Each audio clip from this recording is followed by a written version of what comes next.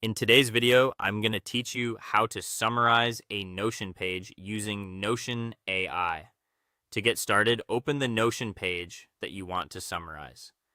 This could be a meeting note, a project document, a research page, or any longer piece of content that you want to turn into something quicker and easier to review.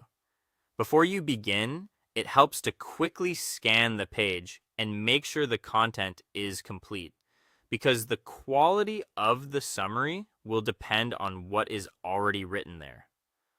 Once the page is open, click the Notion AI option.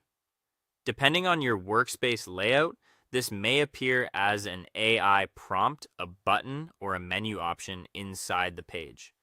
The goal here is simply to activate Notion AI so it can analyze the content for you. If you are working with a long page, give it a moment to load fully so the tool can access everything it needs. After that, ask Notion AI to summarize the page. Keep your prompt direct and simple. A clear instruction works best because it tells the AI exactly what you want it to do. At this stage, Notion AI will read through the page and generate a condensed version of the content, helping you save time and making key information much easier to find later. Next, choose the format you want for the summary. You can usually select a short summary if you want a quick overview, bullet points if you prefer information broken into digestible chunks, or action items if your page includes tasks, next steps, or decisions that need follow-up. Choosing the right format is important because it changes how useful the output will be for your specific situation. When the AI-generated summary appears, take a moment to review it carefully.